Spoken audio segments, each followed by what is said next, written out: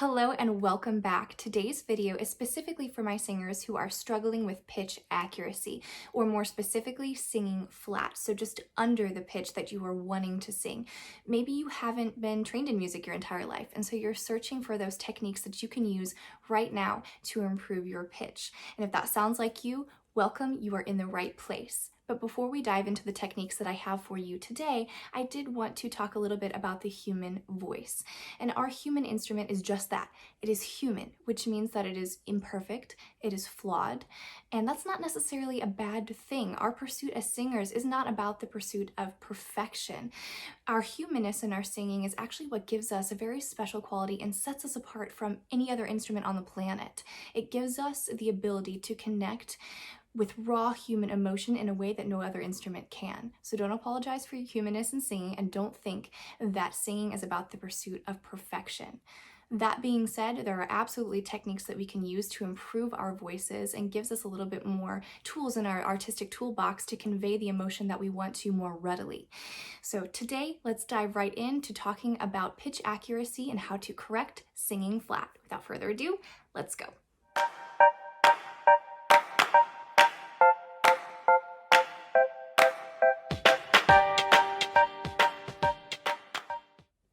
So as we start this conversation today about flat singing, let's define some terms. What is flat? So the word flat is actually a musical term used in notation before a specific note to tell the musician to lower that note by a semitone. Now, when we're talking about singing a flat note, that doesn't necessarily mean it's by a semitone. It could be slightly above or below it. It just means that we are singing below the pitch that we are attempting to whenever it's not in the notation. So we're not actually doing it on purpose. We can't seem to reach the note that we are attempting to sing accurately. Now, what causes that? Today we're going to be looking at 3 contributing factors to flat singing and how to fix them. So the very first one that we're going to talk about is vocal fatigue and illness. Now, I know you've probably noticed whenever you are sick or you're coming off of being sick and you're attempting to sing again, that it's very difficult for you to control your voice in the way that it would be if you were healthy. Now, this is due to the fact that whenever you overuse your voice or you are ill, your vocal cords themselves hold on to excess water, so they're swollen. And whenever they're swollen, they actually thicken. And this goes into a term called vocal weight, which is the thickness or thinness of our vocal cords at any given time whenever we are using them to create certain sounds. Now, that actually forces a thickness in your vocal cords that you cannot control. So you can't automatically decide, oh, I need to thin my vocal cords out. It's harder to sing in a higher range also because of this, because they are naturally a little bit more swollen. So technique-wise, there really isn't a lot that we can do to combat this other than a waiting game of letting your body heal. So yes, we can certainly, sleep better, have a better diet, hydrate well, and those are all very necessary factors in the healing process. But if you're looking for a technique to help during that time of vocal illness, there really isn't anything we can do, and the best thing to do is to rest. So the next contributing factor will actually be, again, vocal weight. So let's look a little bit more into what that means. So when we're singing low or high, our voice has different weights or thicknesses. Imagine that you are actually holding a rubber band, and whenever the rubber band is close together and the cords are a little bit thicker, you hear a lower note. The same happens in your voice whenever you are singing. Whenever you are resonating and singing a lower note, your vocal cords are naturally thicker. And again, whenever you stretch that rubber band and you pluck it and you get that high pitch, that is exactly what happens whenever we sing a higher pitch in our voices. Now, vocal thickness can also be affected outside of just the range of your voice. So you can, as we call, lighten or darken the thickness of your voice using what's called vowel modification. And if you've spent any length of time in choir, you've probably heard this from your choir director many times as they seek to achieve the same quality of vowel modification so that it's this pure sound among the entire group. Now, we often use vowel modification as solo singers as well in order to resonate more easily in our voice itself, and so that it is easier for us to control the pitch. Now, certain vowel sounds naturally lend themselves to a thinner or a thicker quality in the voice. So today we're going to be talking about that lighter or thinner quality that helps us raise our pitch to where it needs to be. And those 2 vowels are ah and e. those naturally produce a little bit of a lighter quality in the voice. And I do want to quickly mention as a side note that when we talk about, as vocal teachers, when we're talking lighten up your voice, that doesn't mean that we're asking for a breathier quality or that we're asking for you to sing at a quieter dynamic level.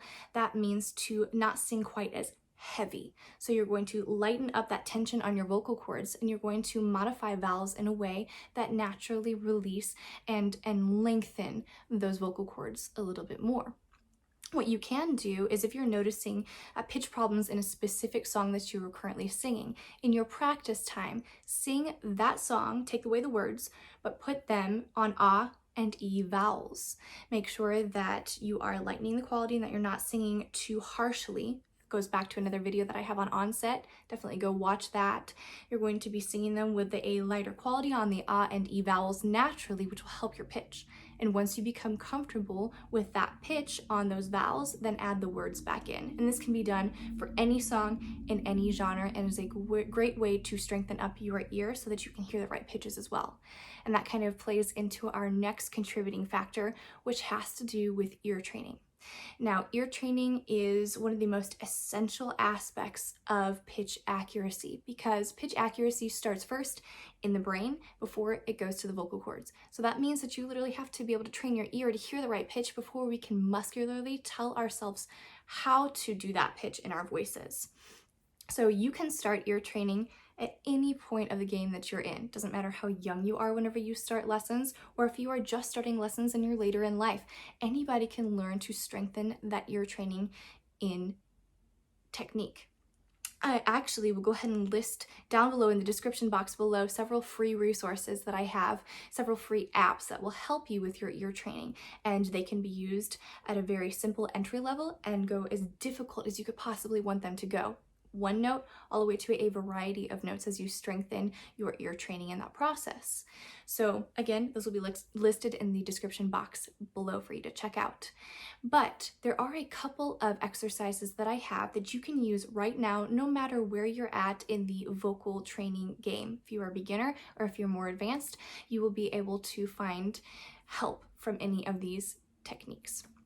So the very first thing that I have for you is actually to use one sustained pitch. It's very important that first and foremost, we are able to sing one note accurately before we string a bunch of other notes together. And that's where it becomes more difficult anyways, when we're singing through all this repertoire and we're thinking about so many other different things at the same time. We're thinking about intonation, we're thinking about tone quality and breath control and posture and tension control and all of these other things. So it's very important that we have that foundation of ear training and pitch accuracy on one note before we add them to an entire repertoire of notes.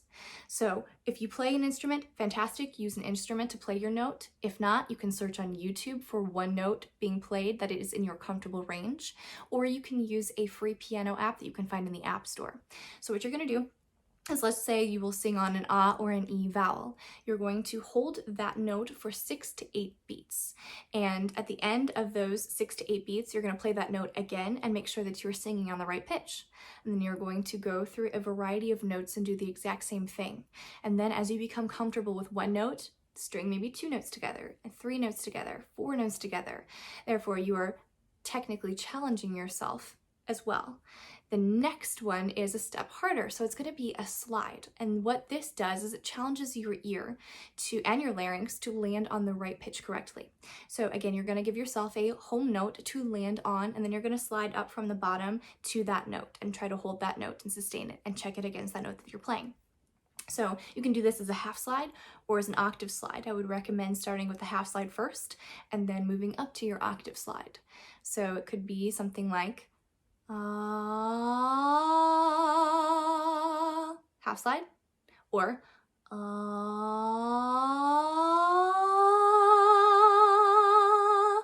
full octave slide. So again, the full octave slide is a little bit more technical because there's a longer distance. So start with your half octave first and then work your way up to a full octave. And the last thing I cannot stress enough is it is very important to sing through your scales. And this is twofold. 1 for vocal flexibility and 2 for ear training. So as you give yourself a set scale, let's just say from C to C, when you learn to train your ear, the relationship between each of those notes, then you will better be able to explore those notes in a song. So it's very important that you sing through your scales for breath management, for flexibility, and for ear training. So those are 3 exercises that you can do no matter where you are, at home, on the go. Use an app, use an instrument, and these will absolutely help strengthen your ear training and your pitch accuracy. So I hope you found these things helpful. I also have a couple of warm-up videos that you can check out on the channel as well that will help you, again, in your pursuit of pitch accuracy and your flexibility. So definitely check those out. And again, don't forget that the ear training apps are linked in the description box below. If you have any other topics that you would like to see covered in an upcoming video, leave a comment down below, like, subscribe so that you never miss another video. And until next week, I hope you have a wonderful week, and I will see you then.